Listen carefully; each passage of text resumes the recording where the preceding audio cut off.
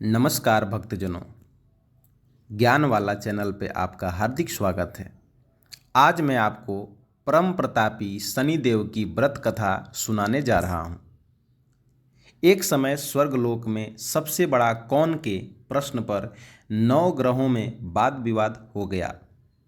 निर्णय के लिए सभी देवता देवराज इंद्र के पास पहुँचे और बोले, हे देवराज, आपको निर्णय करना होगा कि हम में से सबसे बड़ा कौन है। देवताओं का प्रश्न सुन इंद्र उलझन में पड़ गए। फिर उन्होंने सभी को पृथ्वी लोक में राजा विक्रमादित्य के पास चलने का सुझाव दिया। सभी ग्रह भूलोक राजा विक्रमादित्य के दरबार में पहुँचे। जब ग्रहों ने अपना प्रश्न राजा विक्रमादित्य से पूछा तो वह भी कुछ देर के लिए परेशान हो उठे, क्योंकि सभी ग्रह अपनी अपनी शक्तियों के कारण महान थे। किसी को भी छोटा या बड़ा कह देने से उनके क्रोध के प्रकोप से भयंकर हानि पहुंच सकती थी।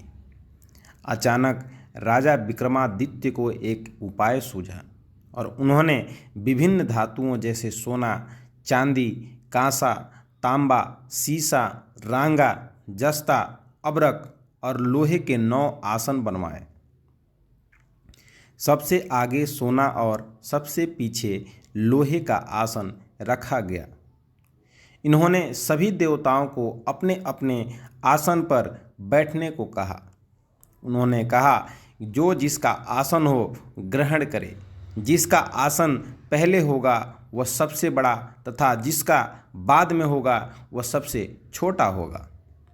चूँकि लोहे का आसन सबसे पीछे था, इसलिए शनिदेव समझ गए कि राजा ने मुझे सबसे छोटा बना दिया है। इस निर्णय से शनिदेव रुष्ट होकर बोले, हे राजन, तुमने मुझे सबसे पीछे बैठाकर मेरा अपमान किया है। तुम मेरी शक्तियों से परिचित नहीं हो। सूर्य एक राशि पर 1 महीने, चंद्रमा 2 महीने 2 दिन, मंगल 1.5 महीने, बुध और शुक्र 1 महीने, बृहस्पति 13 महीने रहते हैं। लेकिन मैं किसी भी राशि पर 2.5 वर्ष से लेकर 7.5 वर्ष तक रहता हूँ। बड़े बड़े देवताओं को मैंने अपने प्रकोप से पीड़ित किया है। अब तू भी मेरे प्रकोप से सावधान रहना। इस पर राजा विक्रमादित्य बोले, जो कुछ भाग्य में होगा देखा जाएगा। इसके बाद अन्य ग्रहों के देवता तो प्रसन्नता के साथ चले गए, परंतु शनिदेव बड़े क्रोध के साथ वहां से विदा हुए।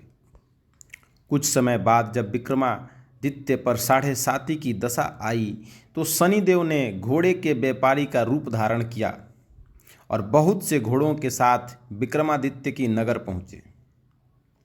राजा विक्रमादित्य उन घोड़ों को देखकर एक अच्छे से घोड़े को अपनी सवारी के लिए चुनकर उस पर चढ़े।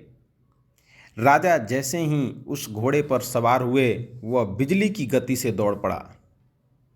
तेजी से दौड़ता हुआ वह घोड़ा राजा को दूर एक जंगल में ले गया और फिर वहां राजा को गिराकर गायब हो गया। राजा अपने नगर लौटने के लिए जंगल में भटकने लगा, पर उसे कोई रास्ता दिखाई नहीं दिया। राजा को भूख प्यास लगाई। बहुत घूमने पर उन्हें एक चरवाहा मिला। राजा ने उससे पानी मांगा। पानी पीकर राजा ने उस चरवाहे को अपनी अंगूठी दे दी और उससे रास्ता पूछकर जंगल से निकलकर पास के नगर में चल दिए। नगर पहुंचकर राजा एक सेठ की दुकान पर बैठ गए। राजा के कुछ देर दुकान पर बैठने से ही सेठ की बहुत बिक्री हुई। सेठ ने राजा को भाग्यवान समझा और उसे अपने घर भोजन पर ले गया। सेठ के घर में सोने की एक हार खूंटी पर लटका हुआ था। राजा को उस कमरे में छोड़कर सेठ कुछ देर के लिए बाहर चला गया। तभी एक आश्चर्यजनक घटना घटी। राजा के देखते देखते खूंटी सोने के हार को निगल गई। सेठ ने जब हार गायब देखा तो उसने चोरी का संदेह राजा पर किया और अपने नौकरों से कहा, इस परदेशी को रस्सियों से बांधकर नगर के राजा के पास ले चलो। राजा ने विक्रमादित्य से हार के बारे में पूछा तो उन्होंने बताया कि खूंटी ने हार को निगल लिया। इस पर राजा क्रोधित हुए और उन्होंने चोरी करने के अपराध में विक्रमादित्य के हाथ पांव काटने का आदेश दे दिया। सैनिकों ने राजा विक्रमादित्य के हाथ पांव काटकर उन्हें सड़क पर छोड़ दिया।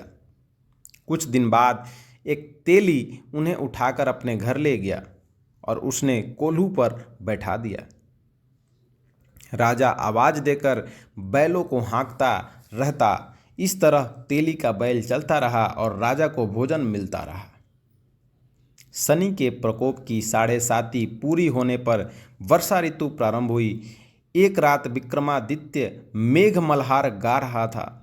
तभी नगर की राजकुमारी मन भावनी रथ पर सवार उस घर के पास से गुजरी।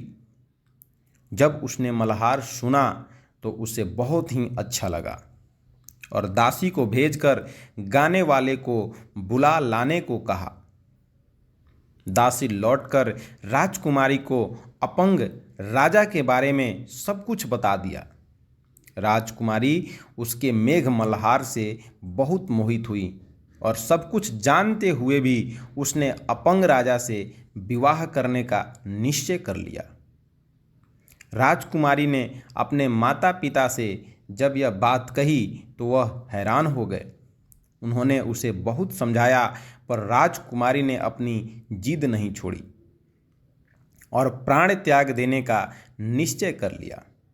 आखिरकार राजा रानी को विवश होकर अपंग विक्रमादित्य से अपनी राजकुमारी का विवाह करना पड़ा। विवाह के बाद राजा विक्रमादित्य और राजकुमारी तेली के घर में रहने लगे। उसी रात स्वप्न में शनिदेव ने राजा से कहा, राजा, तुमने मेरा प्रकोप तो देख ही लिया। मैंने तुम्हें अपने अपमान का दंड दिया है। राजा ने शनिदेव से कहा कि हे प्रभु, मुझे क्षमा कर दें और उन्होंने प्रार्थना की, हे शनिदेव, आपने जितना दुख मुझे दिया है अन्य किसी को न देना। शनिदेव ने कहा, राजन, मैं तुम्हारी प्रार्थना स्वीकार करता हूँ। जो कोई भी स्त्री पुरुष मेरी पूजन करेगा, कथा सुनेगा, जो नित्य ही मेरा ध्यान करेगा, चींटियों को आटा खिलाएगा, वह सभी प्रकार के कष्टों से मुक्त होता रहेगा तथा उसके सब मनोरथ पूर्ण होंगे। यह कहकर शनिदेव अंतर ध्यान हो गए। प्रातःकाल राजा विक्रमादित्य की नींद खुली तो अपने हाथ पांव देखकर राजा को बहुत खुशी हुई। उन्होंने मन ही मन शनिदेव को प्रणाम किया। राजकुमारी भी राजा के हाथ पांव सलामत देखकर आश्चर्य में डूब गई। तब राजा विक्रमादित्य ने अपने परिचय देते हुए शनिदेव के प्रकोप की सारी कहानी सुनाई। इधर सेठ को जब इस बात का पता चला तो दौड़ता हुआ आया और राजा विक्रमादित्य के चरणों में गिरकर क्षमा मांगने लगा। राजा विक्रमादित्य ने उसे क्षमा कर दिया क्योंकि वह जानते थे कि यह तो सब शनिदेव के प्रकोप के कारण हुआ है। सेठ राजा विक्रमादित्य को पुनः अपने घर ले गया और उसे भोजन कराया। भोजन कराते समय वहाँ एक आश्चर्यजनक घटना घटी। सबके देखते देखते उस खूंटी ने हार उगल दिया। सेठ ने अपनी बेटी का विवाह भी राजा के साथ कर दिया और बहुत से स्वर्ण आभूषण धन देकर राजा को विदा किया। राजा विक्रमादित्य राजकुमारी मनभावनी और सेठ की बेटी के साथ अपने नगर वापस पहुँचे तो नगर वासियों ने हर्ष के साथ उनका स्वागत किया। अगले दिन राजा विक्रमादित्य ने पूरे राज्य में घोषणा कराई कि शनिदेव सब ग्रहों में सर्वश्रेष्ठ हैं। प्रत्येक स्त्री पुरुष शनिवार को उनका व्रत करें और व्रत कथा अवश्य सुनें। राजा विक्रमादित्य की घोषणा से शनिदेव बहुत प्रसन्न हुए और शनिवार का व्रत करने और व्रत कथा सुनने से शनिदेव की अनुकंपा बनी रहती है और जातक के सभी दुख दूर होते हैं।